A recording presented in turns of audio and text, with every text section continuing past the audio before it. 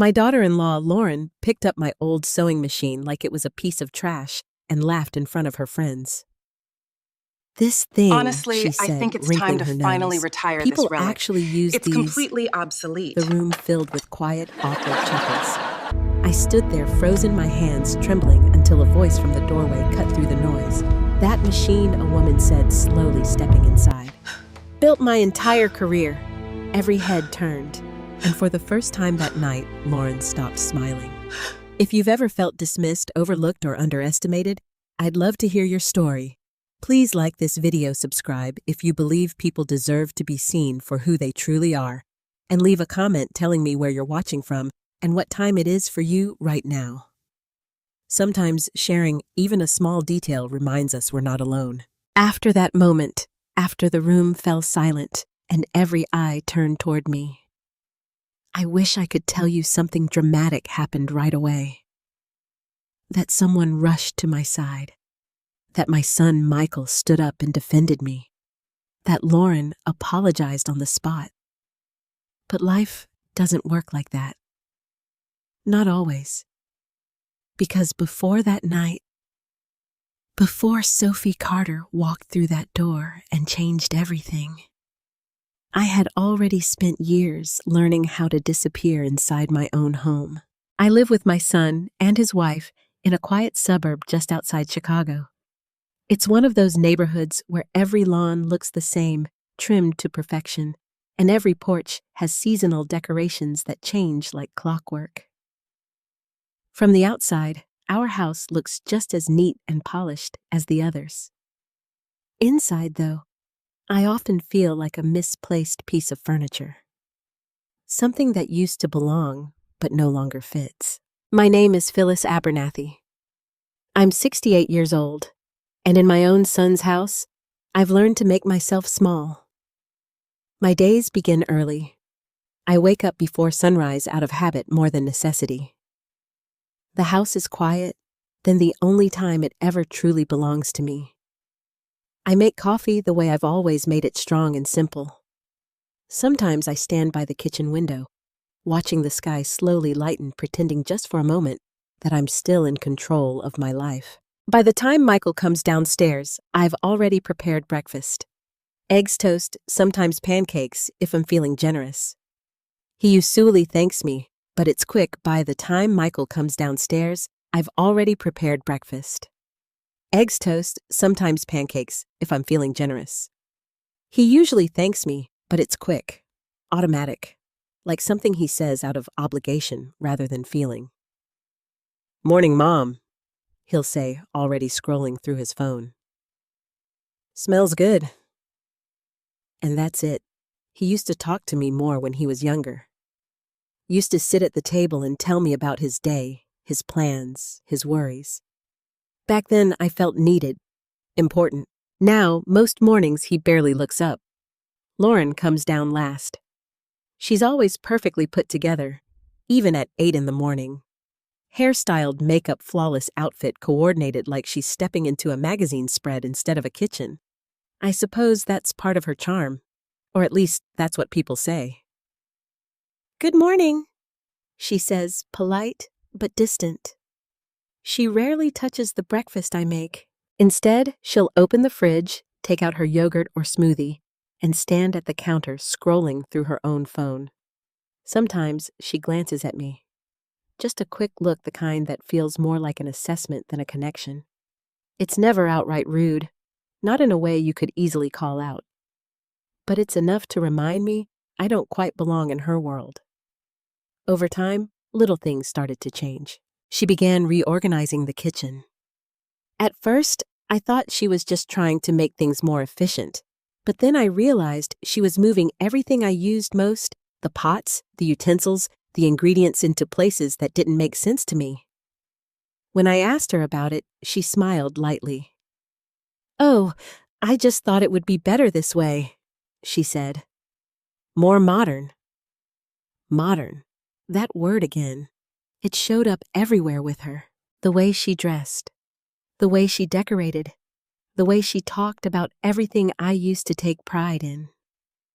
One afternoon, I found her going through a box of old clothes I had sewn years ago, pieces I'd kept carefully folded and stored away. She held up a handmade dress, one I remembered stitching late into the night when Michael was just a boy. "This is cute," she said slowly, though her tone suggested otherwise. "But very outdated." Outdated. She said it so casually, like she was commenting on the weather. I stood there, my hands clasped together, unsure what to say. "That dress paid for Michael's school supplies one year," I almost told her. "That dress helped keep this family afloat." But the words never left my mouth. Instead, I nodded. "I suppose it is," I said quietly.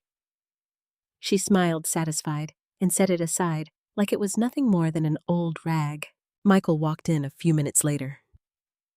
He glanced at the clothes, then at Lauren. "What are you doing?" he asked. "Just cleaning up a bit," she replied. "Making space." He nodded. "Good idea." And that was it. No questions, no curiosity, no defense. In that moment, something inside me shifted. Not all at once, not in a dramatic, earth-shattering way, but like a small crack forming in glass. I realized then that my past, everything I had worked for, everything I had built with my own two hands, meant nothing in this house. At least, not anymore. So I adjusted. I stayed out of the way. I cooked.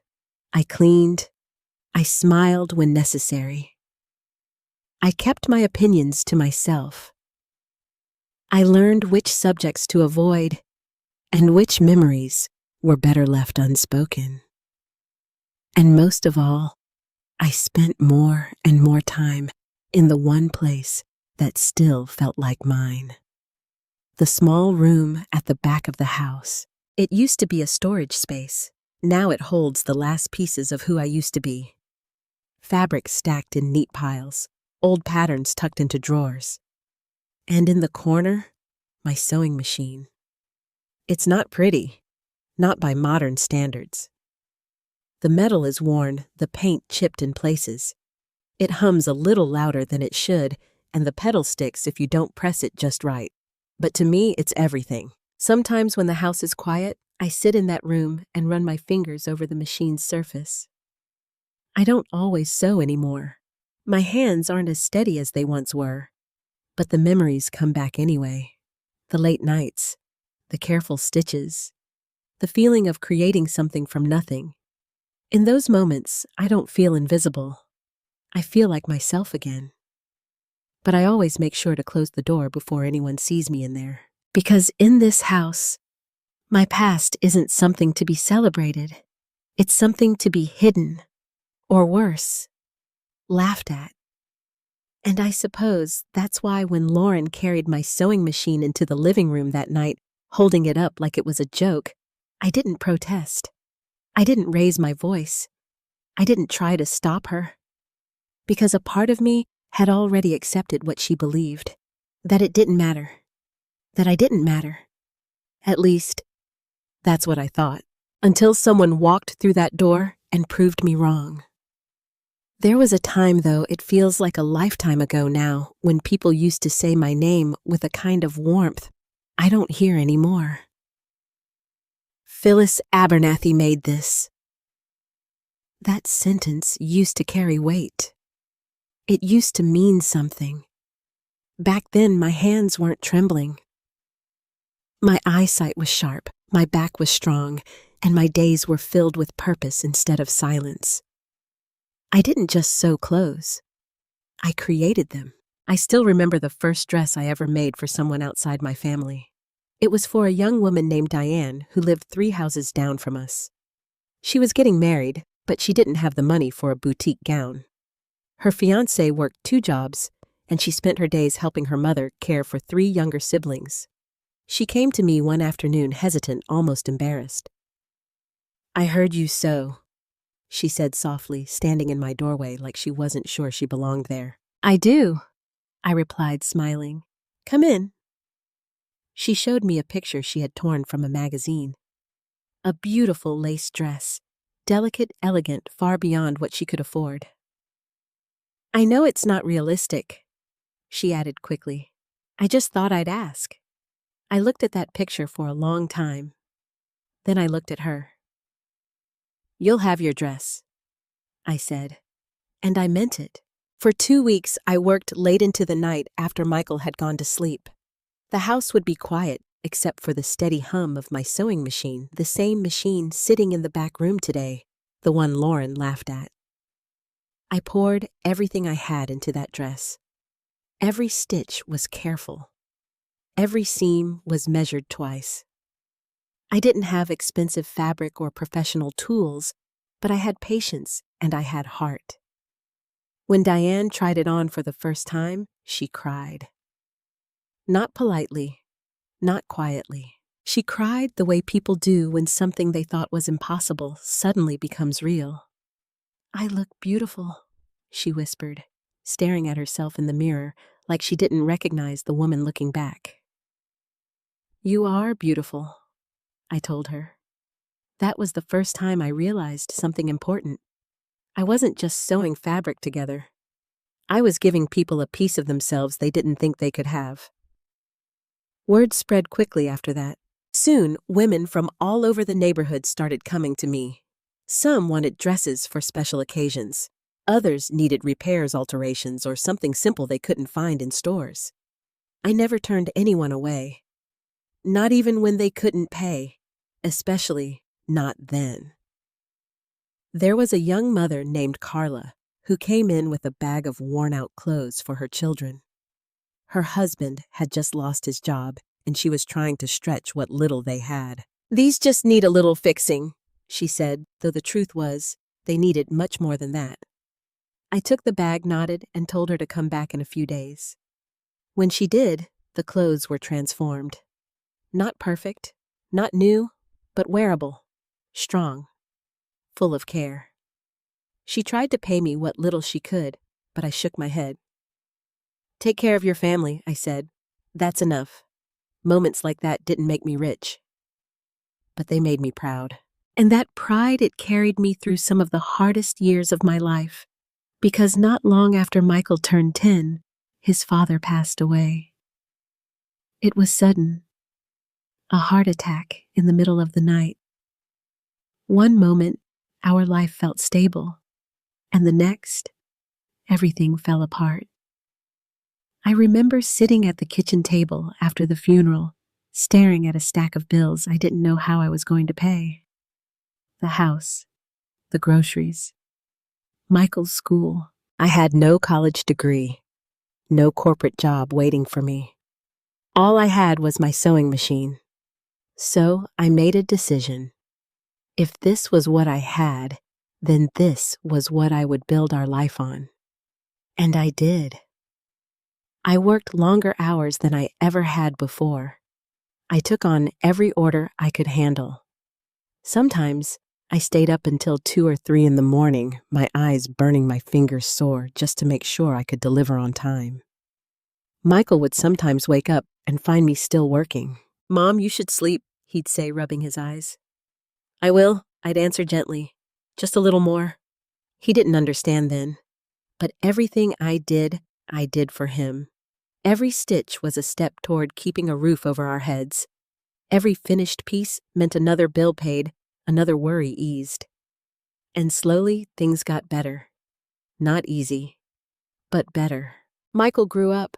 He did well in school. I made sure of it. I bought his books, paid for his field trips, made sure he never felt like he had less than anyone else, even when I knew exactly how much we were sacrificing behind the scenes. When he got accepted into college, I cried again. Not out of sadness this time, out of relief, out of pride. All those long nights, they had meant something. He was going to have a life beyond struggle. And that was all I ever wanted. Over the years, my work became known beyond our neighborhood. People recommended me to friends, then to friends of friends. I even had a few small boutiques approach me about custom pieces. But I never chased recognition. I didn't need it. For me, it was enough to know that what I created mattered to someone, that the dresses I made were worn on important days, that the clothes I repaired kept families going just a little longer, that my hands had purpose. So no, I never built a brand. I never opened a store with my name on the window. I never stood under bright lights or accepted awards. I simply worked. Quietly. Steadily. And I believed, maybe foolishly, that the people closest to me would understand what that meant, that they would remember. But somewhere along the way, that part of my story faded.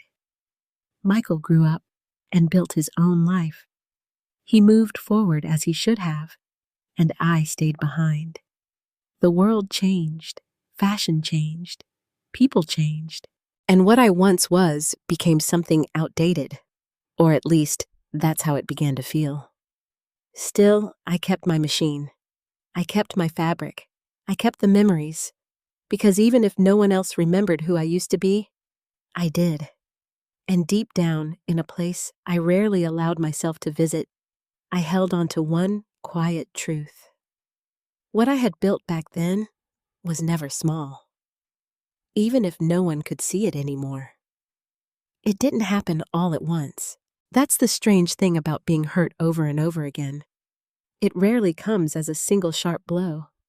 Instead, it builds quietly, slowly, like drops of water wearing down stone. At first, I told myself Lauren didn't mean it, that she was just different, from a different generation, a different world. But the longer I lived under the same roof with her, the harder it became to ignore the truth. It wasn't just difference, it was dismissal. One afternoon, I was in the kitchen hemming a pair of Michael's old work pants. The fabric was worn thin at the edges, but still good enough to last a few more months with the right care. I sat by the window, letting the natural light guide my stitches, my hands moving slowly, but with the kind of precision that only comes from years of practice. Lauren walked in her heels, clicking against the hardwood floor. She paused when she saw me. "What are you doing?" she asked, though the answer was obvious. "I'm fixing these," I said gently, holding up the pants. "They just need a little reinforcement along the seams." She stepped closer, looking at them with a faint frown. Why, she asked. I blinked. "Why, they're old," she said plainly. "Michael can just buy new ones." Her tone wasn't cruel. Not outwardly, but there was something in it, something dismissive, something final. I set the pants down in my lap. "Because they can still be used," I replied. "There's nothing wrong with repairing something instead of throwing it away." Lauren crossed her arms lightly. "That's just not how people do things anymore," she said. "It's not worth the time." Not worth the time. I felt those words settle somewhere deep inside me. Because for most of my life, this had been my time, my work, my way of surviving, and now it was being reduced to something inefficient, obsolete. "I don't mind," I said quietly. "It gives me something to do." She tilted her head slightly, studying me. "I just think," she added, "that maybe it's time to let go of old habits." Old habits! That phrase stayed with me long after she left the room, because she didn't just mean the pants. She meant me. A few days later, I found her in the back room. My room. At least, that's what I still thought of it as. She stood near the shelves where I kept my fabric, pulling out folded pieces and examining them one by one. Rolls of cotton, linen, bits of lace I had saved for years laid out like artifacts from another era. "What are you doing?" I asked, unable to hide the edge in my voice this time. She turned slightly startled, but quickly composed herself. "Oh, I was just looking," she said. "You have a lot of stuff in here." "Stuff?" I stepped further into the room. "It's organized," I said. Everything has its place. She gave a small smile. I'm sure it does, she replied. But it's taking up a lot of space. I was thinking we could maybe clear some of it out. My chest tightened. Clear it out. Well, she continued, gesturing around. You don't really use most of this anymore, right? And we could turn this room into something more functional. Maybe a home office or a guest room. I looked at the shelves, at the fabric, at the patterns I had carefully preserved for decades. You want to throw it away? I asked. Not throw it away, she said quickly. Just donate it, or get rid of what you don't need. What I don't need. I walked past her and gently picked up a piece of fabric from the table.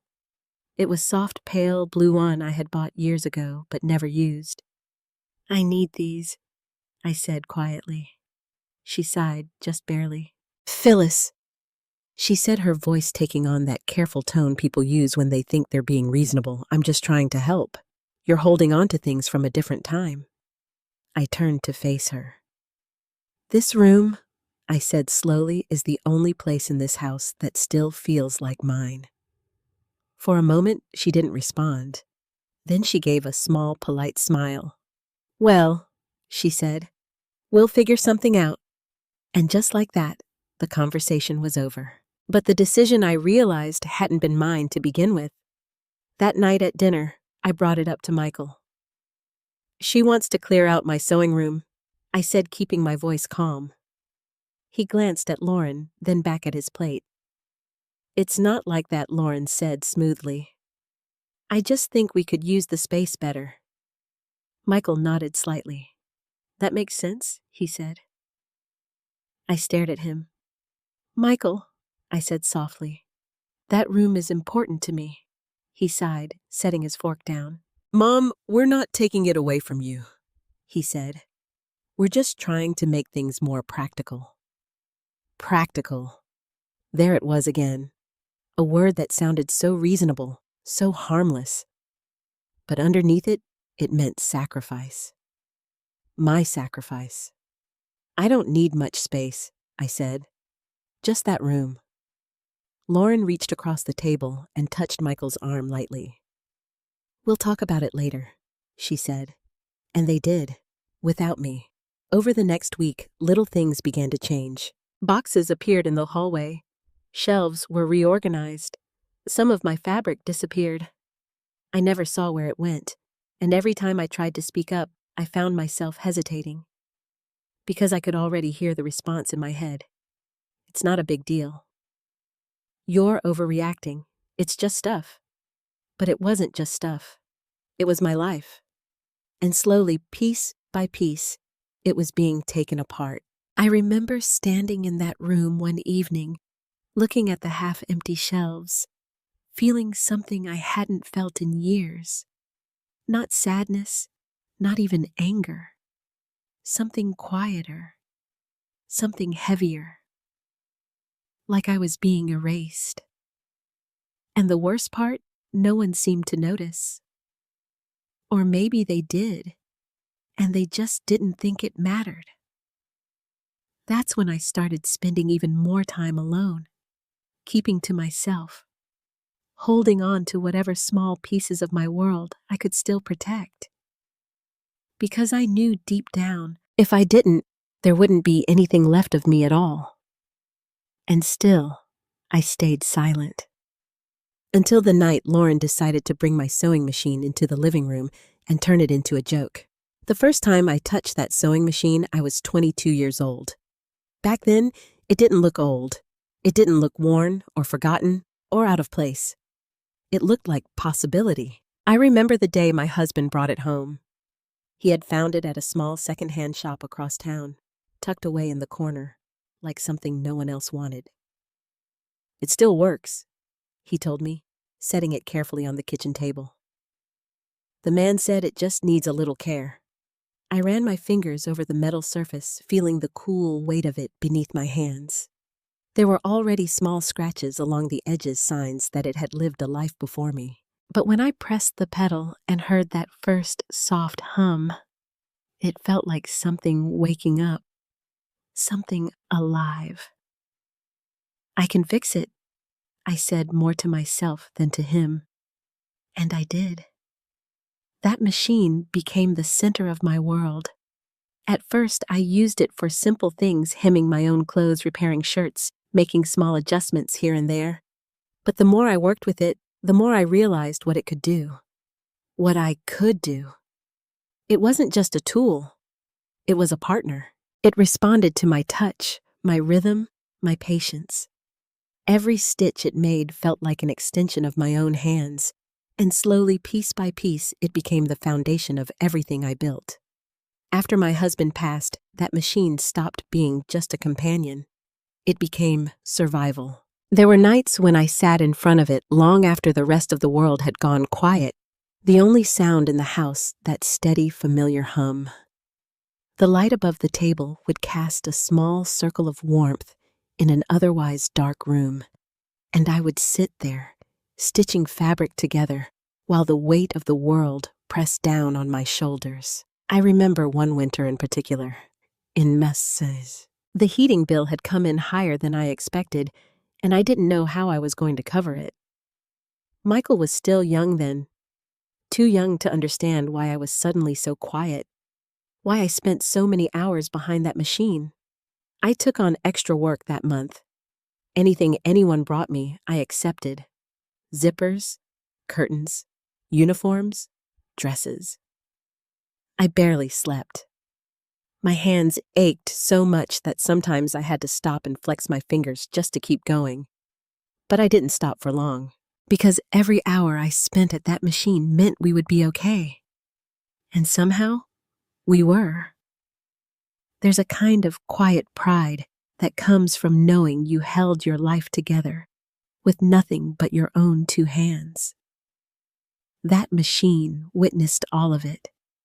Every struggle, every small victory, every moment I thought I might break and didn't. But there's something else about that machine, something I never told anyone, not even Michael, because it felt too small to explain, or maybe too big. Years ago, before my name had spread through the neighborhood, before people trusted me with their most important moments there. With their most important moments, there was a girl who came to my door. She couldn't have been more than 17 or 18. Thin, nervous, holding herself like she expected to be turned away. I Heard You So was a girl who came to my door. She couldn't have been more than 17 or 18. Thin, nervous, holding herself like she expected to be turned away. I heard you so, she said, her voice barely above a whisper. I nodded. I'm trying to learn, she added quickly, but I don't have anything. No machine, no money for classes. I studied her for a moment. There was something in her eyes. Not desperation exactly. Determination. The kind you don't see very often. Come in, I said. At first, she only watched. She stood beside me as I worked, her eyes following every movement, every adjustment of the fabric, every careful stitch. She asked questions, so many questions, and I answered all of them, patiently. She came back the next day, and the next. Eventually, I moved aside and let her sit at the machine. Her hands were clumsy at first, the stitches uneven, the rhythm off. But she didn't give up. Not once. Slow down, I told her gently. Feel the machine. Don't fight it. She listened, and over time, she learned. I never charged her. I never asked for anything in return, because I saw something in her that reminded me of myself all those years ago. That quiet fire, that need to create something out of nothing. One afternoon, after she had been coming for several weeks, she stayed longer than usual. I want to design my own clothes one day, she said suddenly, her fingers resting lightly on the machine. Not just fix things. I want to make something new. I smiled. Then you will, I said. She shook her head. No, she said softly. Not without this. Her hand pressed down on the machine almost reverently. Without this, I'm nothing. I remember that moment so clearly, because I understood exactly what she meant. This machine doesn't make you something I told her. You already are. It just helps you show it. She looked at me, then really looked at me like she was trying to remember every word. And maybe she did. Eventually, she stopped coming. Not suddenly, not without warning. Her visits became less frequent. Then they stopped altogether. I assumed she had moved on. Found something better. Or maybe life had taken her in a different direction. That's the thing about people who pass through your life during difficult times. Sometimes they leave just as quietly as they arrived, and you're left wondering if you imagined how much they mattered. Years passed. I thought about her from time to time, but I never expected to see her again. Never expected to hear her name, and certainly never expected that the lessons she learned at my kitchen table on that old sewing machine would follow her into a world I had never been part of. A world far beyond anything I had ever imagined for myself. So when Lauren picked up that machine and laughed, she wasn't just mocking an object. She was mocking every night I stayed awake to keep my family afloat, every person I helped when they had nowhere else to go, every quiet act of kindness that never asked for recognition. And she had no idea. No idea that the story of that machine wasn't finished yet. The night of the party, I knew something was wrong long before the first guest arrived. Lauren had been moving around the house all day with a kind of restless energy, directing, adjusting, rearranging everything down to the smallest detail. The living room was transformed into something that barely felt like part of the home anymore. Sleek decorations, soft lighting, carefully placed glasses that looked too delicate to touch. Everything was curated. Perfect. Except for me. Phyllis Lauren called from the doorway of the kitchen, her voice carrying that polite firmness I had come to recognize. Could you stay in here while guests are arriving? It might get a little crowded out there. I paused, my hands resting on the counter. Of course, I said. Because what else was I supposed to say? The kitchen had always been my space, but that night it didn't feel like a place of comfort. It felt like somewhere I was being put away. I could hear the doorbell ring.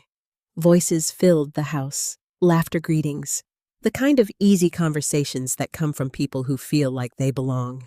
Every now and then someone would peek into the kitchen. "Oh, hi," they'd say, politely smiling for a moment before turning back toward the living room. Like I was part of the background, like I belonged to the house, not the gathering. I kept myself busy, arranging dishes, wiping surfaces that were already clean. Anything to keep my hands from shaking. At one point, Michael came in. "Everything okay, Mom?" he asked, glancing around quickly. "Yes," I said. "Do you need anything?" He hesitated, then shook his head. "No, we're good," he said.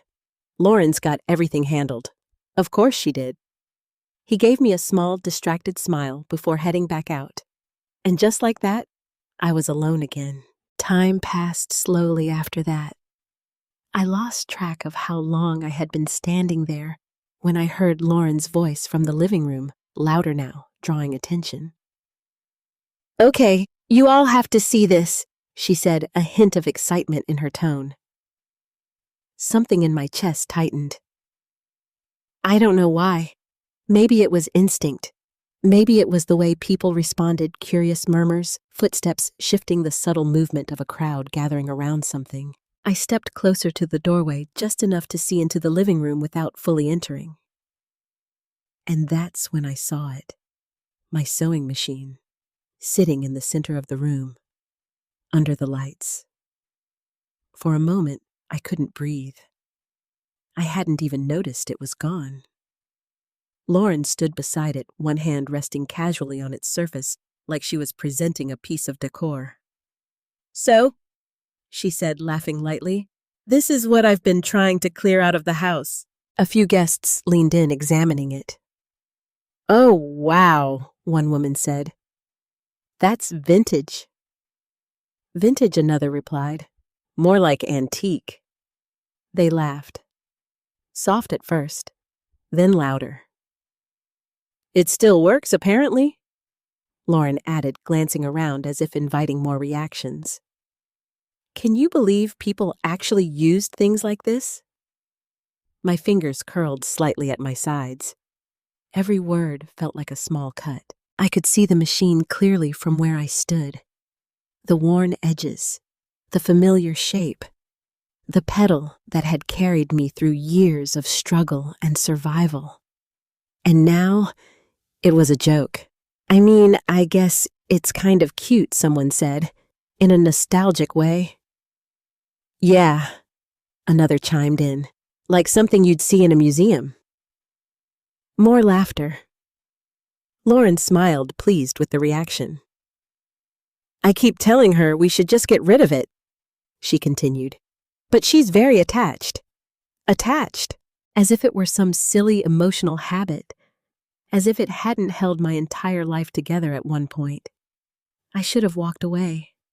I should have gone back into the kitchen, closed the door, and let them have their moment. That's what I had been doing for years after all. Staying quiet. Staying invisible. But something kept me there. Something in me refused to turn away. Maybe it was the sound of their laughter, or maybe it was the quiet voice inside me that had been growing louder with every passing day, whispering that I deserved more than this. Before I realized what I was doing, I had stepped fully into the living room. No one noticed at first. They were too focused on Lauren, on the machine, on the story she was telling, one that erased everything real about it. And honestly, she said, her tone dropping slightly as she leaned closer to her guests, I don't even know why she kept all that old fabric. It's not like anyone uses handmade stuff anymore. That did it. The room seemed to shrink around me. The noise faded. All I could hear was that sentence echoing in my mind. Not like anyone uses handmade stuff anymore. I opened my mouth. For a brief moment, I thought I might speak, might finally say something, anything to defend myself, but no words came.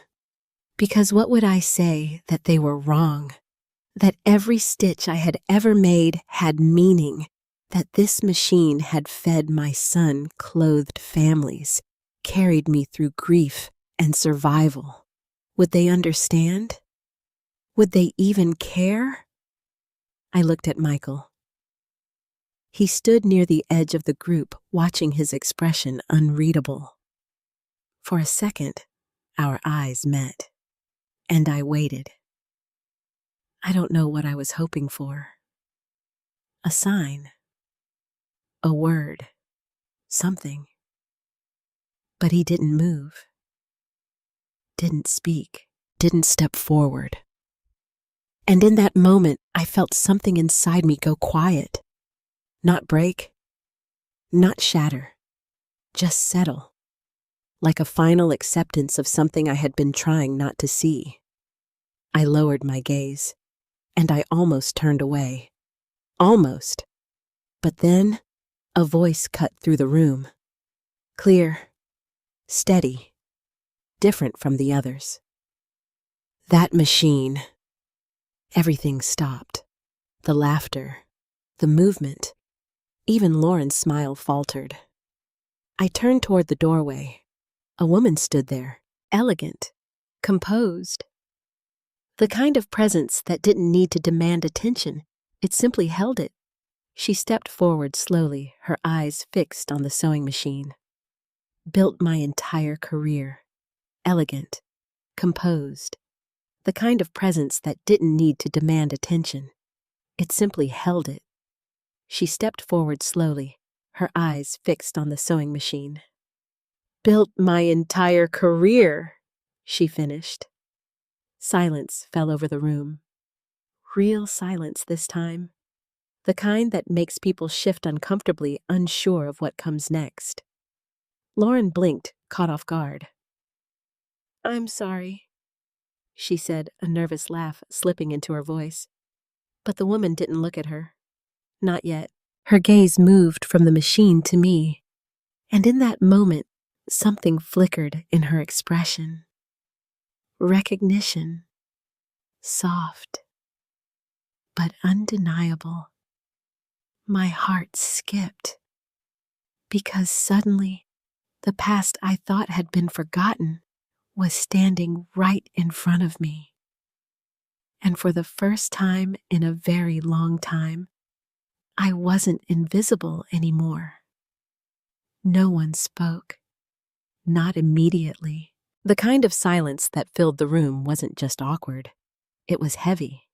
The kind that presses down on your chest and makes you aware of every breath, every movement, every glance. Lauren was the first to recover. She let out a small, uncertain laugh, brushing a strand of hair behind her ear as she stepped forward slightly. "I'm sorry," she said, her voice light but strained. "I think there's been a misunderstanding." But the woman, Sophie Carter, didn't laugh. She didn't even look at Lauren. Her attention remained fixed on the sewing machine, her fingers hovering just above its surface like she was afraid to touch it, or maybe afraid that if she did, it might disappear. "You shouldn't misunderstand something like this," Sophie said quietly. Her voice wasn't loud, but it carried. The room shifted. I could feel it. People straightened slightly. Conversations that had been forming died before they began. Every pair of eyes moved between Sophie the machine and me. Lauren's smile faltered just a little more. "Well," she said, trying to maintain control of the situation, "it's just an old piece of equipment. My mother-in-law keeps it for sentimental reasons." "Sentimental." Sophie's expression changed. Not dramatically, but enough. Her gaze finally lifted from the machine and turned to Lauren. There was something in her eyes now. Not anger, not yet, but something sharper. "Sentimental," Sophie repeated. Lauren nodded quickly. "Yes, I mean, it's not really useful anymore. It's more of a keepsake." A quiet murmur passed through the guests, as if they were trying to realign themselves with this new tone. Sophie took a step closer to the machine. This time, she did touch it. Her fingertips rested lightly against the worn metal, tracing a faint scratch along the side. Her movements were slow, deliberate, almost reverent. "I learned on a machine just like this," she said. No one interrupted. No one dared. "It wasn't in a studio," she continued. "It wasn't in a classroom. It was in a small kitchen under a dim light with fabric that wasn't always perfect." Her hand stilled, and it changed my life. My heart began to pound, because suddenly the room felt smaller, closer, and something inside me, something I hadn't allowed myself to feel in years, began to stir. Recognition. But I didn't speak. I couldn't. Lauren cleared her throat softly. "Well, that's..." Because suddenly the room felt smaller, closer. And something inside me, something I hadn't allowed myself to feel in years, began to stir.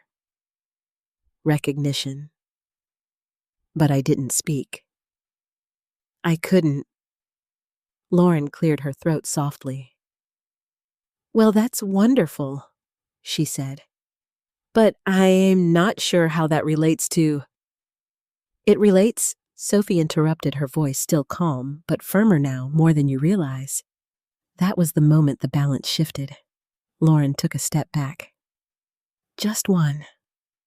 But it was enough. Michael moved slightly closer to her, his posture uncertain, his expression caught somewhere between confusion and concern. "What do you mean?" he asked, his voice careful.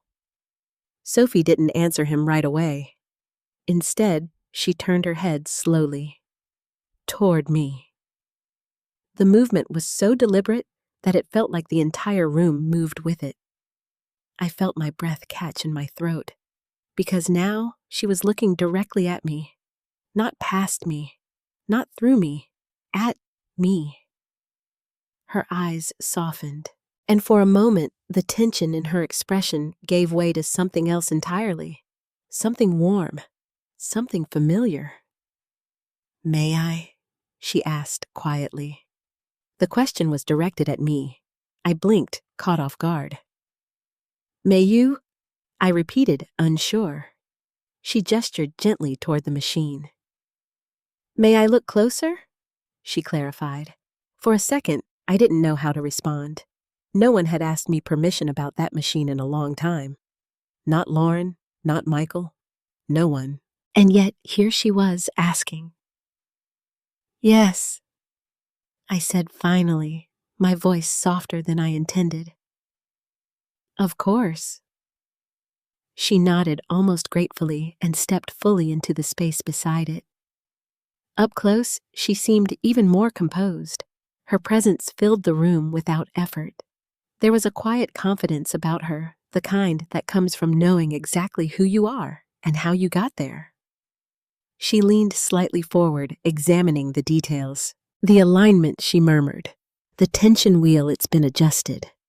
My hands tightened slightly, because those were things only someone who had spent time working with a machine like this would notice. "It still runs smoothly, doesn't it?" she asked, glancing up at me. I nodded. "Yes," I said. "You just have to press the pedal a certain way." A faint smile touched her lips. "I remember that," she said. The words landed softly, but they echoed loudly in my mind. "I remember that." Lauren shifted again, clearly uncomfortable now. "I mean, she said, trying to regain control, it's nice that you appreciate old things, but this isn't about appreciating old things," Sophie said, turning toward her again. Her tone was still measured, but now there was no mistaking the edge beneath it. "This is about understanding value." The room went still again. Lauren's cheeks flushed slightly. "Well," she replied, her voice tightening, "value is subjective." "Yes," Sophie agreed. "It is." She paused, then added more quietly, "But sometimes people misjudge it completely." The implication hung in the air. Clear. Unavoidable. Michael frowned slightly. "I'm sorry," he said, looking between them. "I feel like we're missing something." Sophie didn't answer him right away. Instead, she took a slow breath and looked at the machine one more time. Then finally, she turned back to me. There was no hesitation in her gaze now. No uncertainty. Only recognition. And something else. Respect. "I didn't expect to see this again," she said softly. My heart skipped. Because the way she said it, it wasn't about the machine. It was about something more, something deeper. "I didn't expect to see you again," she added. The room seemed to tilt slightly. A ripple of confusion moved through the guests. Lauren blinked rapidly. "Wait," she said. "You know each other." Sophie didn't take her eyes off me. "Yes," she said. A pause. Then, gently, "She may not remember me right away." My breath caught. Because suddenly, all the pieces I had tucked away, all the memories I had folded neatly into the past, they began to shift, to rise, to demand attention. And for the first time in years, I wasn't just standing in a room where I didn't belong. I was standing at the center of something that was about to be revealed, something no one else had seen coming, least of all Lauren. I searched her face, every line, every expression, trying to find something, anything, that would anchor her words to a memory I could reach. "I'm sorry," I said slowly, my voice barely steady. "I am not Surey. You used to sit by the window, every expression, trying to find something, anything that would anchor her words to a memory I could reach. I'm sorry, I said slowly, my voice barely steady. I'm not sure You used to sit by the window, she said gently, stepping closer. In a small kitchen. The light would hit the table just right in the afternoon. My breath caught, because suddenly I could see it. That kitchen, that light, and you would tell me to slow down. She continued, her voice soft but unwavering. You'd say, don't fight the machine. Let it guide you. Fight the machine. Let it guide you. The AC room disappeared. The guests, the tension, even Lauren's presence faded into the background. Because all I could hear was that voice from years ago. A younger voice, uncertain, eager, hopeful. I remember saying that E-room disappeared. The guests, the tension, even Lauren's presence faded into the background. Because all I could hear was that voice from years ago. A younger voice, uncertain, eager, hopeful. I remember saying that, I whispered. Sophie's eyes softened. You taught me that, she said. The words landed with quiet force. A ripple moved through the room. Lauren let out a small, confused laugh. Wait, she said. Are you saying? Yes, Sophie replied, still looking at me. I am. My heart began to race, because now the pieces were coming together. The girl, the one who came to my door with nothing, the one who stayed late, who asked questions, who refused to give up. You used to come every day, I said slowly, the memory unfolding in my mind, like fabric being unrolled. You watched at first, Sophie nodded. And then you let me try, she said, even when I made mistakes. A faint smile touched my lips. You made many mistakes, I said, almost without thinking. A soft laugh moved through the room, nervous, uncertain, but real. Sophie smiled too. I did, she admitted. And you never once made me feel like I shouldn't be there. My chest tightened, because now I saw her, not the poised, confident woman standing in front of me, but the girl she had been, thin, determined, holding on to something fragile but powerful. You wanted to design your own clothes? I said. Her smile deepened. I still do, she replied. Lauren's expression shifted. Confusion gave way to something sharper. Suspicion. I'm sorry, she said, stepping forward now, her tone no longer light. Are you saying you learned here from her? There was a pause. Sophie finally turned toward her. Yes, she said simply. The word landed like a stone in water. The ripples spread instantly. That's not possible, Lauren said quickly. I mean, no offense, but she's never what? Sophie asked calmly. Lauren hesitated. Her eyes flicked toward the guests, then back to Sophie. She's never worked in the industry, she said carefully.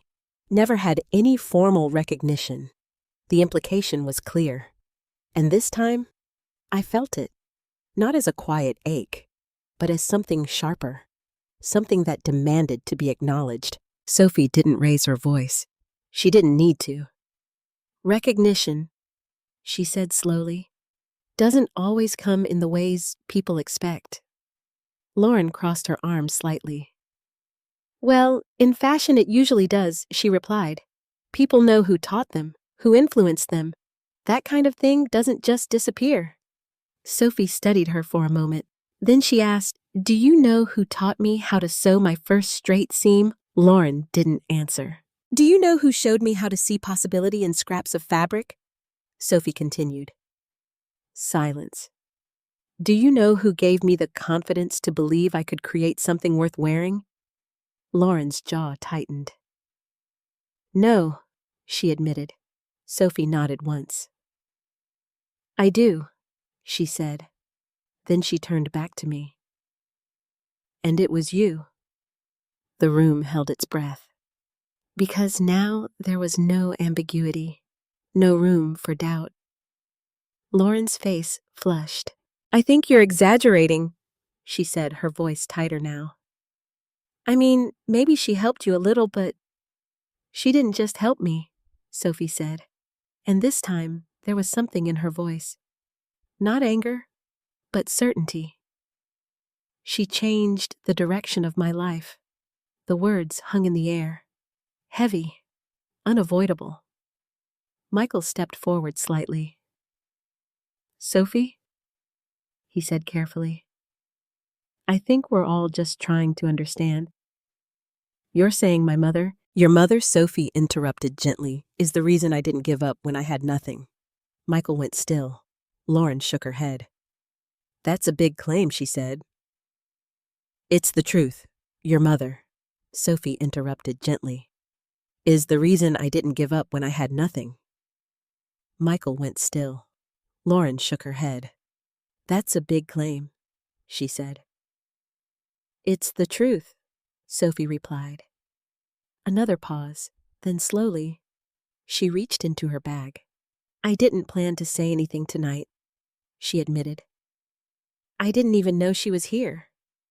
Her eyes flicked toward me again. But when I saw that machine, I couldn't stay silent. She pulled something out, a small, worn piece of fabric, carefully folded. She held it up just enough for me to see. My breath caught again, because I recognized breath caught again, because I recognized it instantly. That's I began. The first thing I ever made on your machine, Sophie said. The room leaned in, not physically, but emotionally, drawn into the moment. You kept it. A sked, my voice barely audible. Always it instantly. That's, I began. The first thing I ever made on your machine, Sophie said. The room leaned in, not physically, but emotionally, drawn into the moment. You kept it. I asked, my voice barely audible. Always, she said. There was something in the way she said it.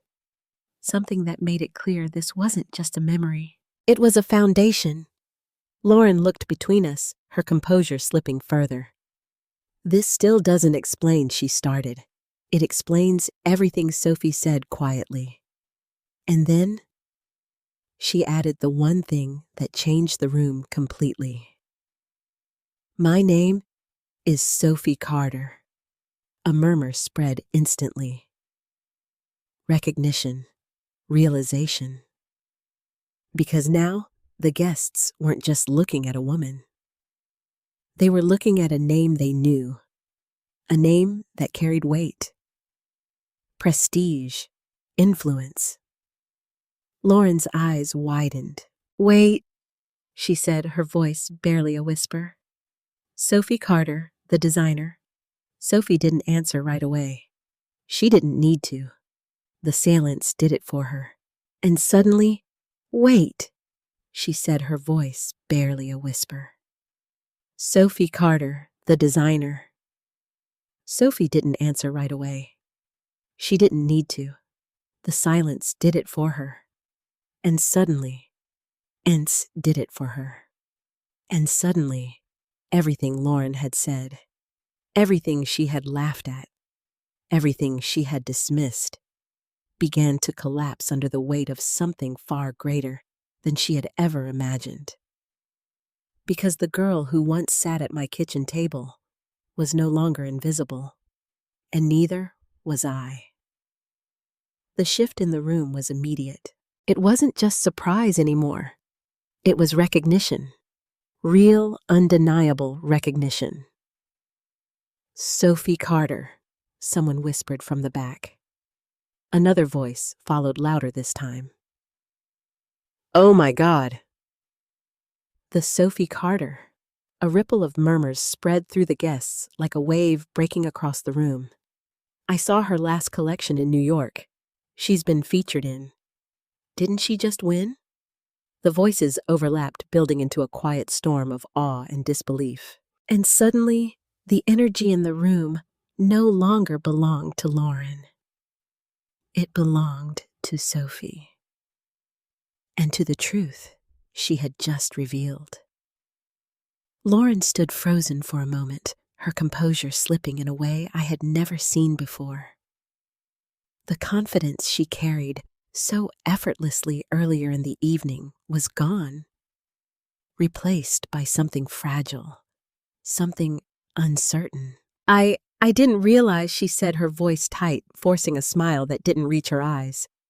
"I mean, of course I've heard of you. It's just, this is all a bit unexpected."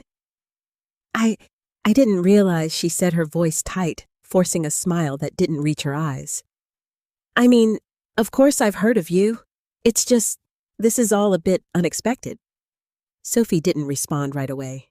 She simply looked at her, and in that look, there was no hostility. But there was clarity. The kind that leaves no room for excuses. "Unexpected," Sophie repeated softly. Then she glanced around the room. At what point, she continued, did it become unexpected that someone like her could matter? The question didn't feel rhetorical. It felt direct, sharp. Lauren's lips parted slightly, but no words came out. Michael shifted beside her.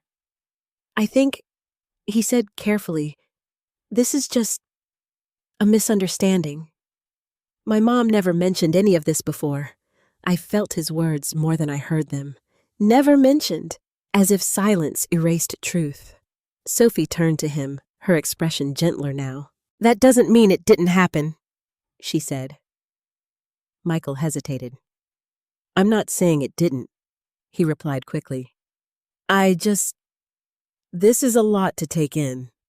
Sophie nodded once. "I understand," she said. Then she took a step forward, addressing the room, not loudly, but with a presence that naturally drew every ounce of attention. "I didn't grow up with connections," she began. "I didn't have access to design schools or mentors in the industry or any kind of financial support." The room quieted again. Every word mattered now. "I had talent," she continued, "but talent alone doesn't take you very far when you don't know where to begin." Her eyes flicked briefly toward me. "I was lost," she said, "and I was close to giving up before I ever started." My throat tightened, because I remembered that uncertainty, that fragile moment when everything could have gone another way. And then Sophie said softly, "I found someone who didn't treat me like I didn't belong." The room felt smaller again, closer. "She didn't ask me for credentials," Sophie continued. "She didn't question whether I was worth her time." Her gaze rested fully on me now. "She opened her door," she said, "and she taught me." A long pause followed, not uncomfortable, not uncertain, but heavy with meaning. "Everything I learned in those first weeks," Sophie added, "became the foundation for everything I built afterward." Lauren shifted uncomfortably. "Well," she said, her voice strained, but still trying to regain control. But still trying to regain control. You had many influences along the way." Sophie looked at her again. "Yes," she said calmly. "I did." A beat, but none of them came before her. The words landed clean, precise, final. Lauren's face flushed deeper. "But to say she's responsible for your success?" she began. "I didn't say she was responsible for all of it," Sophie interrupted gently. She paused, then corrected herself. I said she changed the direction of my life. That distinction mattered. It wasn't exaggeration. It was truth, and it was stronger because of it. Michael ran a hand through his hair, clearly overwhelmed. "Why didn't you ever tell me?" he asked, turning to me. The question caught me off guard. I opened my mouth, then closed it again, because the answer wasn't simple. "I didn't think it mattered," I said finally. The words felt small compared to everything that had just been revealed. Michael stared at me. "It matters now," he said. I looked at him, at my son, and for the first time that night, I saw something in his eyes I hadn't seen in a long time. Not dismissal, not distraction, but confusion mixed with something deeper. Regret. Lauren, however, wasn't ready to let go. "I just think," she said, her tone sharpening slightly, "that we're jumping to conclusions. I mean, helping someone sew a few things years ago doesn't automatically make you." "She didn't help me sew a few things," Sophie said. "And this time." There was no softness in her voice. She taught me how to see. The room went still again. Lauren frowned. "What does that even mean?" she asked. Sophie stepped closer to the machine. She placed her hand on it again, more firmly this time. "It means," she said, "that she taught me to look at something broken and imagine what it could become." Her fingers traced the surface slowly. "She taught me patience," she continued. "Discipline, respect for the process." She looked up. "Those things don't come from textbooks," she said. "They come from people." Lauren's arms tightened across her chest. "Well, I still think—" "You still think what Sophie asked," meeting her gaze directly. Lauren hesitated, and in that hesitation, the room saw it. The doubt. The cracks forming in the certainty she had carried all evening. "That this is just sentimental," Sophie pressed gently. Lauren didn't answer. "Or that something only has value if it's recognized publicly," Sophie added. Silence. Sophie nodded slightly. "That's a common mistake," she said. The statement wasn't cruel, but it was undeniable. And for the first time, Lauren had no response. The power dynamic had shifted completely. The laughter from earlier felt distant now, embarrassing, out of place, because the object they had mocked was no longer just an object, and the woman they had dismissed was no longer invisible. I stood there feeling something unfamiliar rise inside me. Not anger, not even vindication. Something quieter, stronger, like a piece of myself returning. For years, I had allowed my story to fade, to shrink, to become something small enough that others could overlook it. But now, that story was standing in the middle of the room, unfolding, demanding to be seen. And for the first time in a very long time, people were listening, truly listening. Lauren looked around, her eyes moving from one guest to another, searching for something support, maybe. But what she found instead was silence. And in that silence, the truth settled fully into place. The woman she had mocked was part of something far greater than she had ever imagined. And the night she had planned so carefully was no longer hers. The silence didn't break all at once. It shifted, slowly, like something heavy being moved from one place to another. Lauren stood there, her arms still crossed, but the posture no longer carried the same confidence. It looked defensive now, protective, as if she were trying to hold herself together in a room that had suddenly turned against her. I think she said carefully, her voice measured, "We're getting a little carried away." No one responded. That, more than anything, seemed to unsettle her. "I mean," she continued, forcing a small, polite smile, This is a wonderful story. It really is. But we shouldn't exaggerate things just because they sound nice. The words hung there, thin, fragile, and for the first time that night, they didn't land the way she intended. Sophie didn't interrupt. She didn't correct her. She simply watched. And that quiet attention seemed to make Lauren more uncomfortable than any argument would have. "I'm not saying she didn't help you," Lauren added quickly, glancing at Sophie, then at the guests. "I'm sure she did. It's just there's a difference between helping someone, and I'm not saying she didn't help you." Lauren added quickly, glancing at Sophie, then at the guests. "I'm sure she did. It's just there's a difference between helping someone and what Michael asked." His voice cut in more sharply than before. Lauren turned to him, surprised. "I'm just trying to be realistic," she said. Michael frowned slightly. "About what he asked?" Lauren hesitated. Her eyes flicked toward me for a brief second, then away. "About the situation," she said. "We're acting like this changes everything." The room grew quiet again. Because that was the question, wasn't it? Did it? Did this change everything? I stood there listening, feeling the weight of the moment pressing against me. Part of me wanted to step back, to shrink again, to let them argue, explain, justify. But another part, a quieter, steadier part, refused. Sophie took a small step forward. "It doesn't have to change everything," she said calmly. "But it should change something." Lauren let out a breath.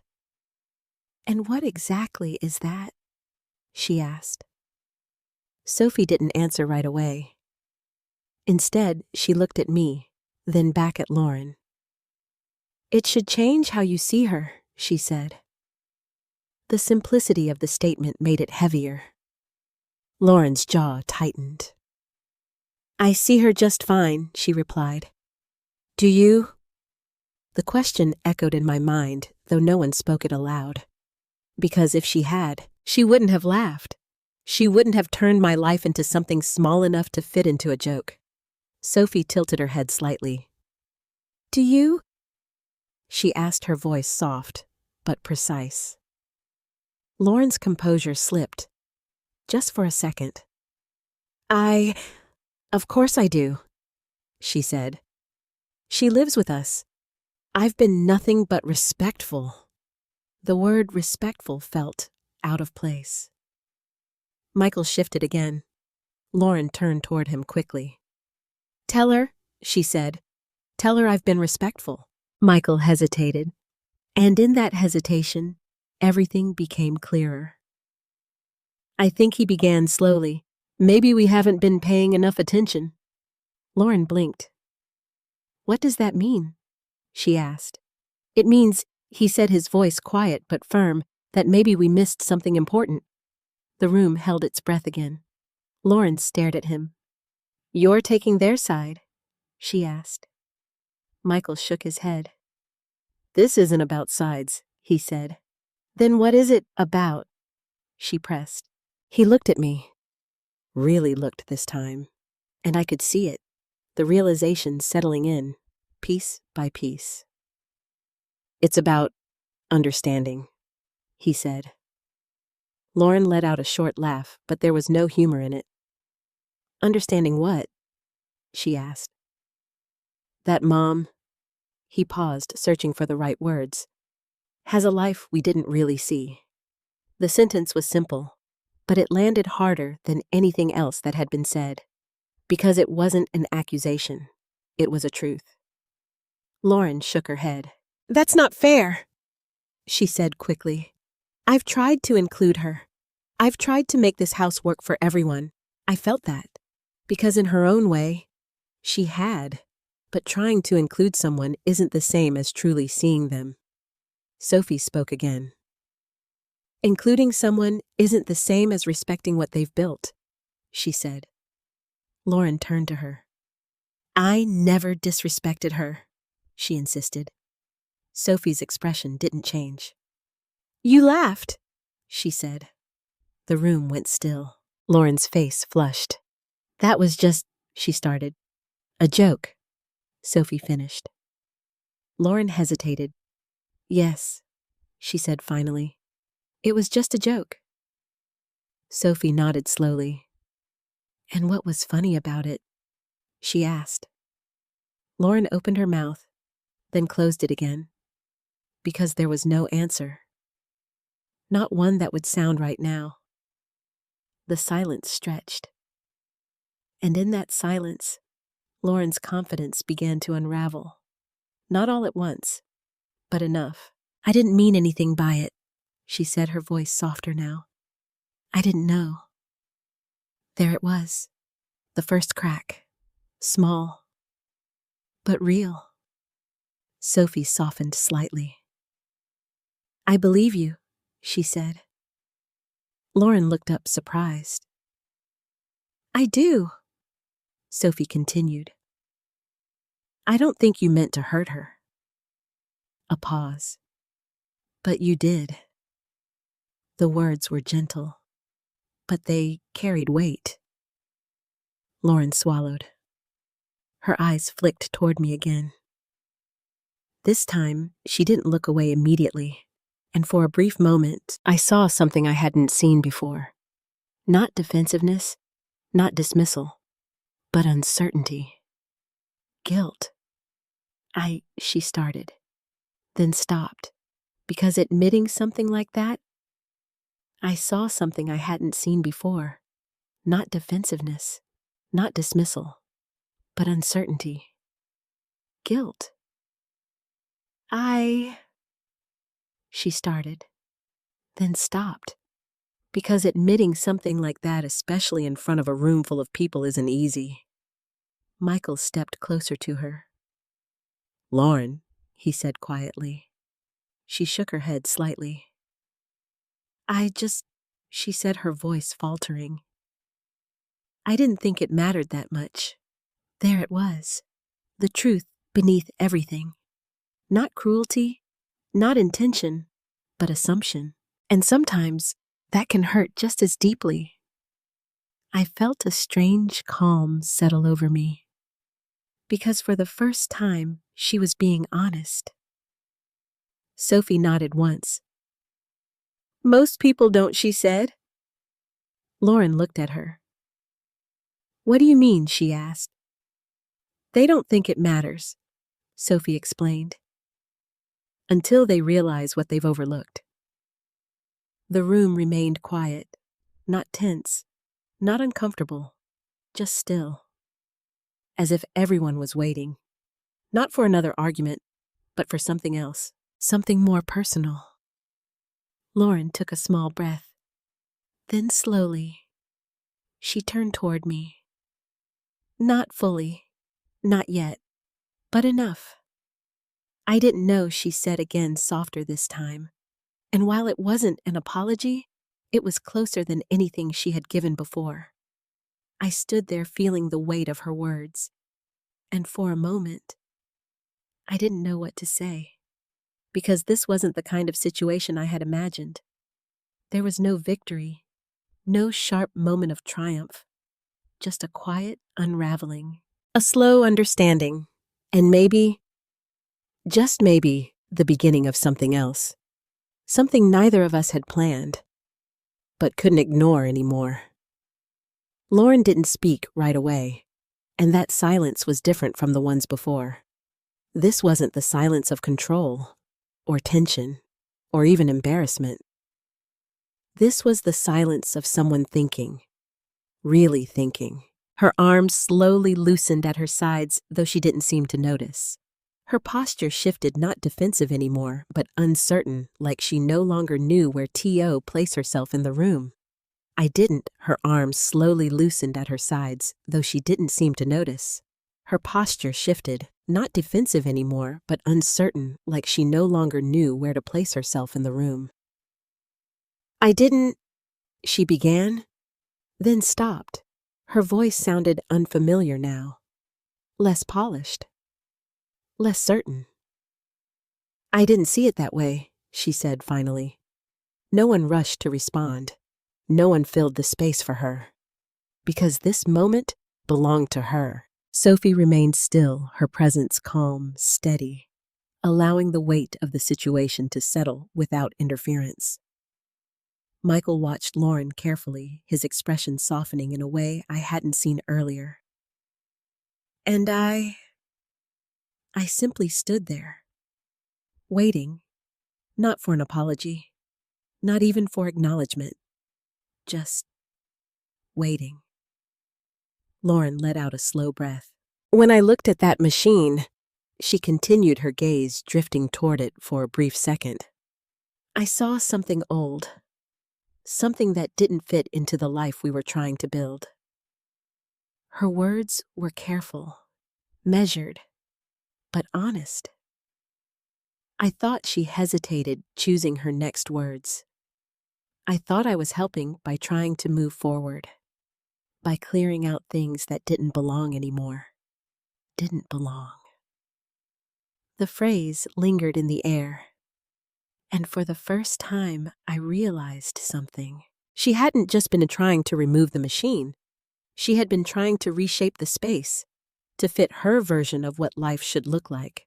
Modern, clean, curated, and in doing so, she hadn't seen what she was erasing.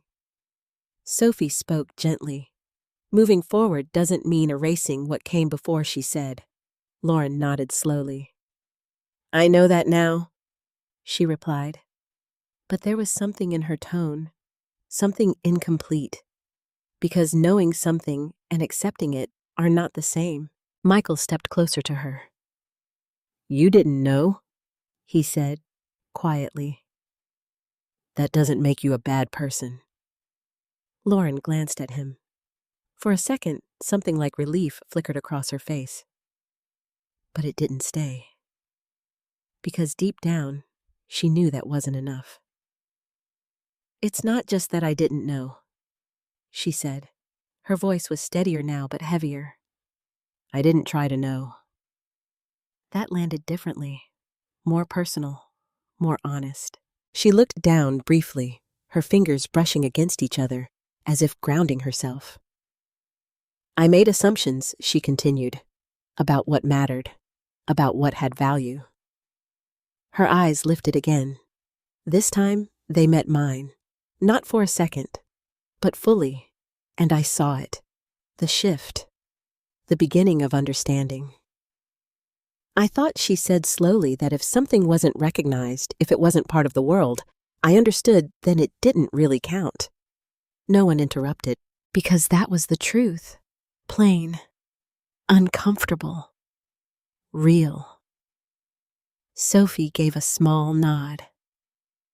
That's a common way of thinking, she said, especially in industries where visibility is everything. Lauren let out a faint, almost humorless laugh. That sounds like me, she admitted. There was no defensiveness in her voice now, only reflection. Michael watched her closely. I think he said, choosing his words carefully, we both did that. Lauren turned to him, surprised. You did?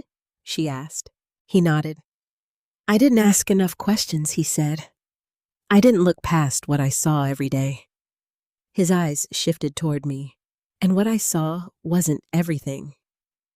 My chest tightened slightly, because those words, they mattered. Not because they erased the past, but because they acknowledged it. Lauren looked between us, between me and Michael, and something in her expression changed again. Not dramatically, but enough. Enough to show that she was beginning to understand not just what had happened, but what it meant.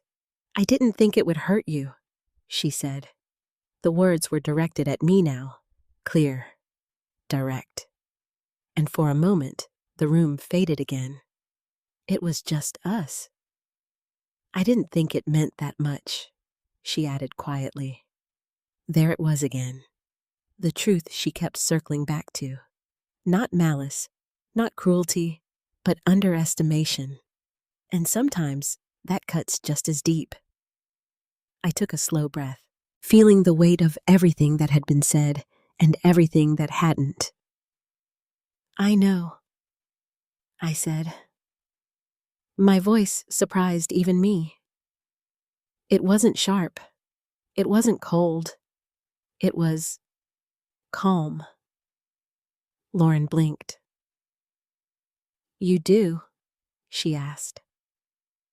I nodded.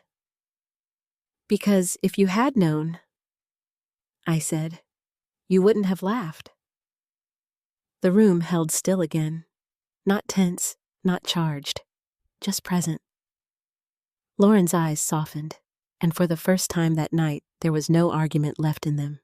No defense, no justification. Just recognition. "I wouldn't have," she said quietly. A pause. Then she added, almost to herself, "I shouldn't have." The words were soft, barely above a whisper, but they carried more weight than anything she had said before. It wasn't a full apology. Not yet, but it was closer. Closer than she had ever been. Sophie watched the exchange without interrupting, and when she finally spoke, her voice was gentle. "Understanding doesn't always come all at once," she said. "Sometimes it comes in pieces." Lauren nodded slowly. "I think I'm just starting to see the pieces," she admitted. Michael placed a hand lightly on her arm. "That's enough for now," he said. She looked at him, then back at me. And for a brief moment, she didn't look like someone trying to prove anything or defend anything. She looked like someone reconsidering everything. And maybe that was where real change began. Not with a perfect apology, not with immediate redemption, but with the willingness to see what had been invisible before. I stood there feeling something settle inside me. Not closure, not yet, but something quieter, something steady. Like a door opening just a little. And for the first time, I wondered what might happen if it opened all the way. The room felt different now, quieter. Not because there was nothing left to say, but because something important was about to be said. Lauren stood still for a long moment, her gaze resting on me, but not with the uncertainty from before. This time, but because something important was about to be said. Lauren stood still for a long moment, her gaze resting on me, but not with the uncertainty from before. This time, there was intention. She took a slow breath, then another, as if she were steadying herself for something she couldn't take back once it was said. "I think," she began, her voice softer than it had ever been that night, "I owe you more than what I've said so far." No one moved. No one interrupted. Because everyone understood this wasn't for them. This was for me. She stepped forward. Not too close. Just enough to close the distance that had existed between us for far too long. I said I didn't know, because everyone understood this wasn't for them. This was for me. She stepped forward. Not too close. Just enough to close the distance that had existed between us for far too long. "I said I didn't know," she continued. "And that's true." A pause. "But that's not enough." Her hands came together in front of her fingers, tightening slightly as she searched for the right words. "Because not knowing," she said slowly, "doesn't excuse how I treated you." The honesty in her voice made something in my chest shift. Not soften, not yet, but shift. Lauren swallowed. Her eyes dropped for just a moment, then lifted again, meeting mine fully. "I laughed," she said. The word landed heavier now than it had earlier. Not casual, not dismissive, but acknowledged. "I turned something that mattered to you into something small," she continued. "And I did it in front of people." Her voice faltered slightly, just enough to reveal the emotion beneath it. "I embarrassed you." The room stayed completely still, because there was no way to soften that truth, no way to reshape it into something easier. Lauren let out a quiet breath. "And I'm sorry." The words were simple. No decoration, no explanation wrapped around them. Just clear, direct, real. For a moment, I didn't react, because I wasn't sure how to. Not because I hadn't wanted an apology, but because I hadn't expected one like this. Not in front of everyone, not without excuses, not without conditions. Sophie shifted slightly beside us, but she didn't speak. She didn't need to. This moment didn't belong to her anymore. Lauren continued, her voice still quiet, but steadier now. I can't pretend I understand everything you've been through, she said, or everything this means to you. Her eyes flicked briefly toward the sewing machine. But I understand enough to know I was wrong. That word wrong carried weight, because it wasn't easy to say, especially not like this. I've been so focused on building a life that looks a certain way, she went on, that I didn't stop to ask what was already there. Her gaze returned to me. What you built, she said, what you carried, it mattered long before I ever stepped into this house. Something in my throat tightened. Because those words, they didn't just acknowledge the moment, they acknowledged the past. Lauren hesitated, then took another small step forward. I don't expect you to forgive me right away, she said, or even at all. They didn't just acknowledge the moment, they acknowledged the past. Lauren hesitated, then took another small step forward. I don't expect you to forgive me right away, she said, or even at all. A pause. But I needed to say this. Her voice softened again. Because you deserved better from me. Silence followed, but it wasn't uncomfortable. It wasn't heavy. It was full of everything that had been said, and everything that hadn't needed to be. Michael let out a slow breath beside her, as if he had been holding it for longer than he realized. Sophie watched quietly, her expression calm, almost proud. Not of herself, but of the moment, of what it had become. And me? I stood there, feeling something shift inside me again. This time, deeper. Because an apology doesn't erase what happened. It doesn't undo the hurt. But it changes something.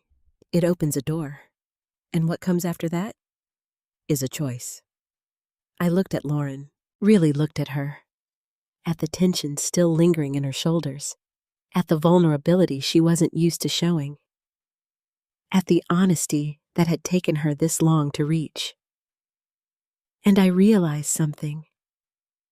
She wasn't perfect. She had made assumptions. She had hurt me. But in this moment, she wasn't hiding from it. She was standing in it.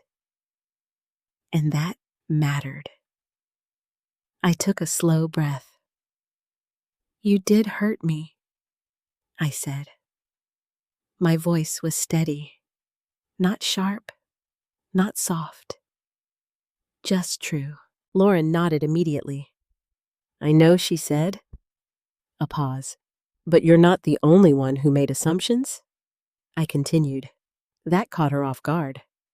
Her brow furrowed slightly. What do you mean? Lauren nodded immediately. I know, she said. A pause. But you're not the only one who made assumptions. I continued. That caught her off guard. Her brow furrowed slightly. What do you mean? She asked. I assumed you wouldn't understand, I said.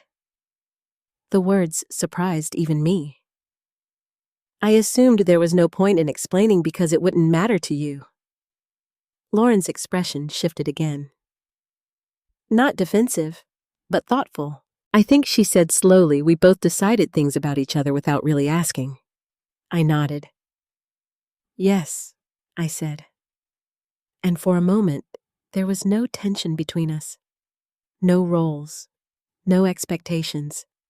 Just two people recognizing something they had missed. Lauren let out a quiet breath. "I don't want to keep doing that," she said. Neither did I. I glanced at the sewing machine. Still standing there, still carrying everything it had always carried. But now seen differently. Not just by Sophie. Not just by me. But by everyone in the room. Including Lauren. "I'm not ready to let it go," I said. Lauren followed my gaze.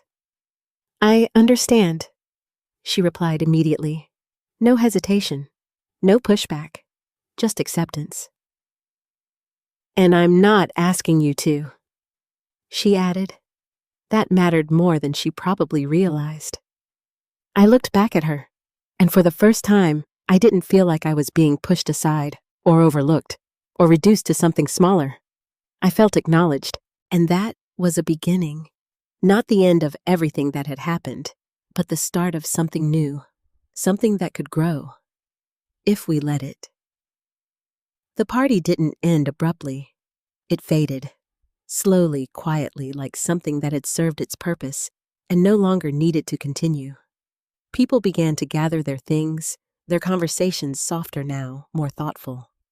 A few guests approached Sophie, speaking to her in hushed tones, but even those interactions felt different from earlier. More respectful. More grounded. And every now and then, someone would glance at me. Not the way they had before. Not with polite indifference or casual curiosity, but with something closer to understanding. It was subtle, but I felt it. Lauren moved through the room as she said her goodbyes, her voice gentler than usual, her smile no longer carefully curated, but real, in a quieter way. There was still tension in her posture, still a trace of discomfort in her movements, but something had shifted. She wasn't trying to perform anymore. When the last guest finally stepped out the door and the house fell into silence again, it felt almost unfamiliar.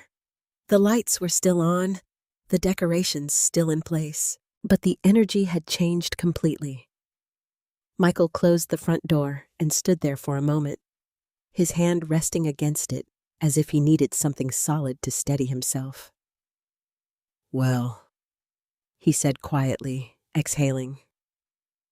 "That wasn't the night we planned." Lauren let out a small breath. "No," she replied. "It wasn't." Sophie stood near the sewing machine, her hand resting lightly on it once more, as if she wasn't quite ready to step away. I remained where I was, unsure of what came next, because the big moment had already happened. The truth had been revealed. The apology had been spoken. And yet, there was still something unfinished in the air. Lauren turned toward me again.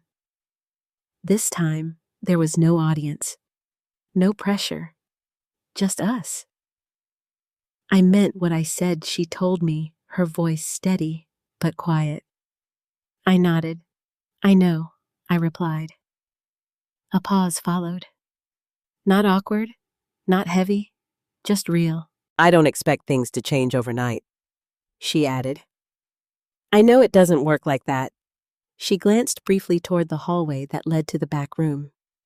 "To your space," she said. "Your sewing room."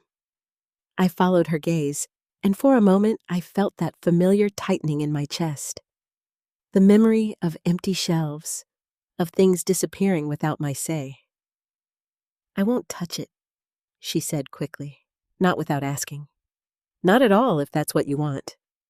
That mattered more than I expected, because it wasn't just about the room. It was about choice. "I'd like to keep it," I said. She nodded immediately. "Then you will," she replied. No hesitation, no negotiation, just acceptance. Michael stepped closer, looking between us. "I should have said something earlier," he said, his voice low. I turned to him. He looked different, not just because of what had happened that night, but because of what he was seeing now. I didn't realize how much I didn't know he admitted. I studied his face. My son, the boy I had raised, the man standing in front of me. You were busy building your life, I said. He shook his head. That's not an excuse, he replied. I should have asked more, paid attention. I didn't argue, because there was truth in what he said. But there was also truth in what I had said. Life moves forward, people change, and sometimes things get left behind without anyone meaning for that to happen. Sophie finally stepped forward, breaking the quiet rhythm of the moment. You've built something here tonight, she said softly. Lauren looked at her surprised. I have, she asked. Sophie nodded. Not just an event, she clarified. A turning point. Lauren let out a faint, almost uncertain laugh. That's one way to describe it, she said. Sophie smiled slightly. It's not easy to confront yourself like that, she added. Lauren's expression softened. I didn't have much of a choice, she admitted. You always have a choice, Sophie said gently. You chose to listen. That seemed to settle something in Lauren. She nodded once, then looked back at me. I'd like to understand more, she said.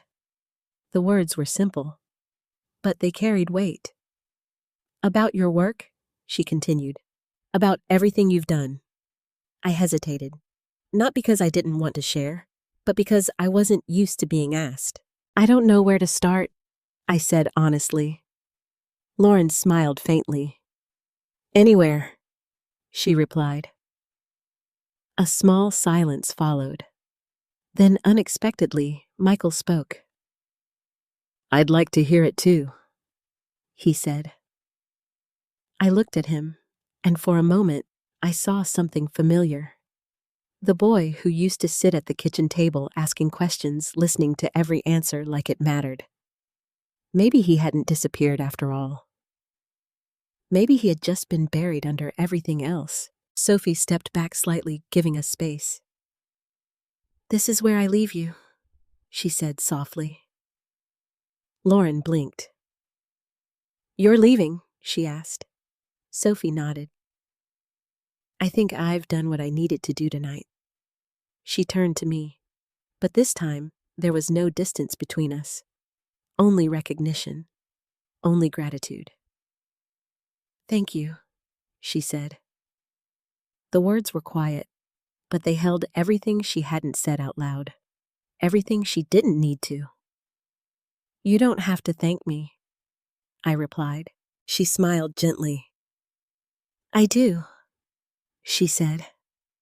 A pause, then she added, and I always will. She reached into her bag again and carefully placed the small piece of fabric on the table beside the machine. I think it belongs here tonight, she said. I looked at it, at the stitches, at the memory it carried. And I nodded. Thank you, I said. Sophie inclined her head slightly, then turned toward the door. As she left, the house seemed to settle into a new kind of quiet.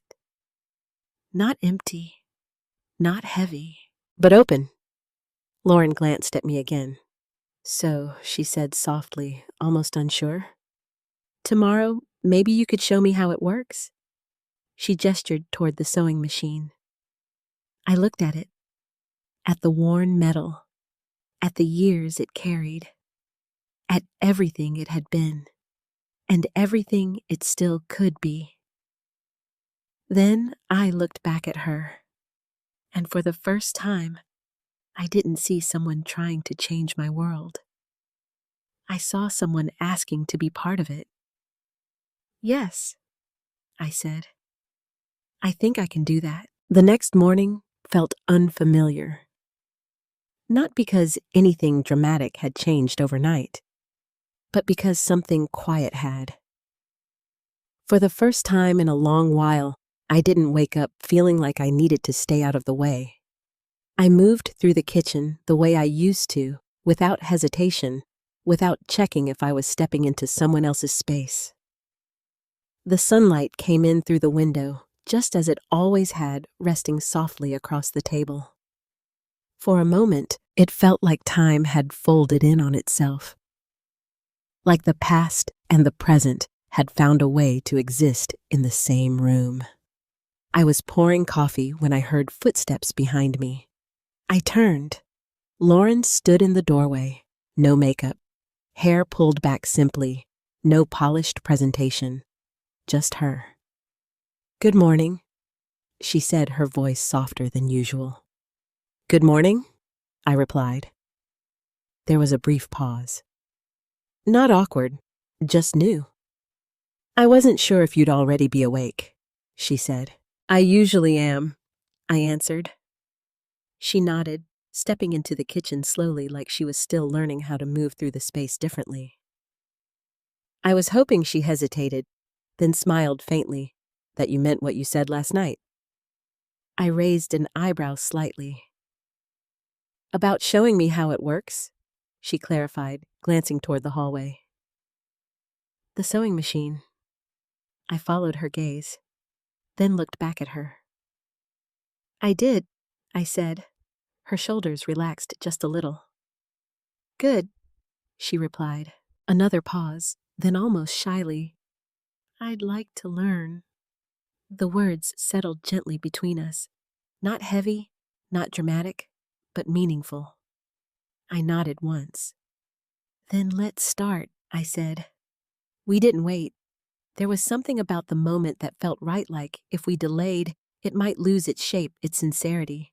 So we walked together down the hallway, toward the room that had once been slowly taken apart, and now was waiting to be rebuilt.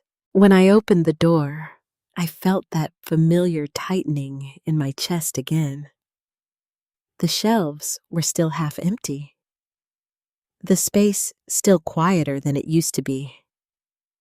But the machine was still there, waiting.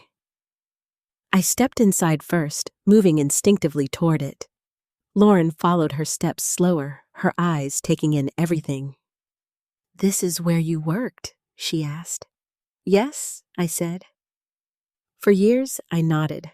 She walked further, and her fingers, brushing lightly against the edge of the table, the shelves, the remaining fabric. I didn't realize she murmured. I didn't respond. Not because I disagreed, but because I understood now. Realizing takes time. She stopped beside the machine. Up close, it looked exactly as it always had. Worn, steady, unapologetically itself. "How do you even start?" she asked. I smiled faintly. "That's the same question someone else once asked me." She looked at me. "Really?" she said. "Yes," I replied. And for a brief moment, I thought of Sophie, of the girl she had been, standing in almost the exact same place, unsure, curious, hopeful. "Sit," I said, gently gesturing to the chair. Lauren hesitated, then lowered herself into it carefully, like she was afraid she might do something wrong. "That's normal," I told her. "What is?" she asked. "Feeling like you don't know what you're doing," I said. She let out a small laugh. "That's exactly how I feel." "Good," I said. She blinked. "Good. Yes," I replied. "It means you're paying attention." I moved beside her, adjusting the machine slightly. "First, you have to understand how it responds," I explained, "not just what it does." I guided her hands gently. "This part controls the tension," I said. "This is the needle. And this?" I paused, placing her foot on the pedal. "This is where most people go wrong." She smiled nervously. "I have a feeling that's going to be me." Probably, I said simply. She laughed again, and this time it felt natural. Press slowly, I instructed. She did. The machine hummed softly, familiar, steady. Her eyes widened slightly. It have a feeling that's going to be me. Probably, I said simply. She laughed again, and this time it felt natural. Press slowly, I instructed. She did. The machine hummed softly, familiar, steady. Her eyes widened slightly. It's louder than I expected, she said. It tells you what it's doing, I replied. She nodded, concentrating. The needle moved. The fabric shifted. The stitches, uneven, crooked, uncertain. She stopped abruptly. Oh no, she said, pulling her hands back. That looks terrible. I glanced at the fabric, then at her. It looks exactly right, I said. She frowned. No, it doesn't. Yes, I said calmly. It looks like someone learning. She stared at me for a second. Then slowly she smiled. A real one, not practiced, not controlled. Just genuine. Okay, she said. I can live with that. We kept going. Slowly, patiently. I corrected her hand position, adjusted the fabric, reminded her to breathe when she tensed up. And little by little, the stitches improved. Not perfect, not even close, but better. Michael appeared in the doorway at some point, leaning against the frame as he watched us. He didn't interrupt, didn't speak. He just watched. And I could see it, the way his expression softened, the way his eyes followed the movement of my hands, of Lauren's, of the machine. It wasn't just about sewing. It was about something else, something deeper, something being rebuilt stitch by stitch. Lauren stopped again after a while, looking down at the fabric. I think I understand now, she said quietly. Understand what I asked? She ran her fingers lightly over the uneven lines. It's not just about making something, she said. I waited. It's about patience, she continued.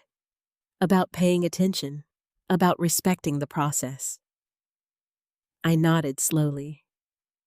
Yes, I said. She looked up at me. And I didn't respect it, she added.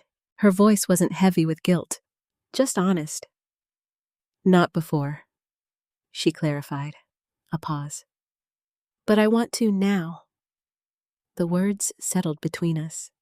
Simple, sincere. And this time, there was no doubt behind them. I placed my hand lightly over hers. Then you will, I said. And for the first time in a long time, that room didn't feel like something that had been taken away. It felt like something that was growing again, something shared, something alive. And maybe that was the most important thing of all. A week later, my life looked the same on the surface. The same house, the same rooms, the same morning light stretching across the kitchen table.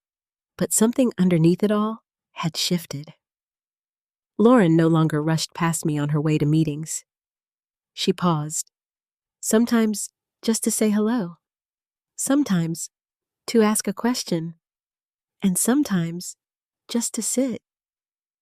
We didn't force conversation. We didn't try to fix everything all at once, but there was a quiet understanding between us now. Something steady, something growing. And every afternoon, almost without fail, she would find her way back to the sewing room. Not because she had to, but because she wanted to. Her stitches were still uneven, her hands still hesitant at times, but her focus, her patience, they were real. And that made all the difference. Michael joined us more often too. At first, He simply watched, leaning in the doorway the same way he had that morning. But then he started asking questions, small ones at first. What does that part do? Why does the thread keep pulling like that? And eventually, he tried it himself. Badly. Lauren laughed when he made his first crooked line. And for a split second, I saw panic flash across her face, like she was afraid she had crossed a line again. But I just smiled. It's supposed to look like that, I said. She relaxed instantly, and that moment, that small, almost insignificant moment, felt like proof. Proof that we were learning something new together. And we were learning something new together. An ode just about sewing, but about each other. A few days after that, Sophie called. I recognized her voice immediately. Warm, steady, familiar. I hope I'm not interrupting, she said. Not at all, Oti, just about sewing, but about each other. A few days after that, Sophie called. I recognized her voice immediately. Warm, steady, familiar. I hope I'm not interrupting, she said. Not at all, I replied. I wanted to ask you something, she continued. There was a slight pause, the kind that carries anticipation. I'm presenting my new collection next month, she said. I felt my breath catch slightly. That's wonderful, I replied. It is, she said. But I replied, it is, she said. But that's not why I'm calling. Another pause. I'd like you to come. The words settled over me. Simple, but unexpected. I don't know if I started. I'd also like to acknowledge you, she added. That stopped me. Publicly, that's not why I'm calling. Another pause. I'd like you to come. The words settled over me. Simple, but unexpected. I don't know if I started. I'd also like to acknowledge you, she added. That stopped me. Publicly. The room felt very still. I wouldn't be where I am without you, she said. You don't have to do that, I replied quickly. I know I don't, she said. A pause. But I want to. Her voice softened. Some things deserve to be seen. I didn't answer right away, because part of me, the part that had learned to stay quiet, to stay small, didn't know what to do with that. I'll think about it, I said, finally. That's all I ask, she replied. When I told Lauren and Michael about the invitation, they both reacted the same way. You have to go, Lauren said immediately. Michael nodded. She's right, he added. You should be there. I don't know if I belong in that kind of place, I admitted. Lauren stepped closer. You do, she said firmly. A pause. And if you don't feel like you do yet, then let us remind you. Her words stayed with me, for days, until eventually I said yes. The night of the show felt overwhelming at first. The lights, the people, the movement. It was a world far removed from the quiet rhythm of my sewing room. Lauren stayed close beside me, not leading, not directing, just present. Michael walked on my other side, his posture protective in a way that made me smile. You okay? He asked quietly. I think so, I said. And for the first time, I meant it. When Sophie's collection began, the room fell silent. Model after model walked the runway, each piece carrying something familiar. Not identical, not copied, but inspired. In the stitching, in the structure, in the way the fabric moved, I could see it, the echoes of those early lessons, the things I had shown her, the things she had transformed into something entirely her own. By the time the final piece appeared, my hands were trembling slightly. Not from nerves, but from something deeper. Recognition. When the show ended, the applause filled the room. Loud, sustained, deserved. Sophie stepped onto the stage, her expression composed but her eyes searching. And then she found me, even in a room full of people. She found me. "There's someone here tonight," she said into the microphone, her voice steady but warm, "who changed the direction of my life." The room quieted again.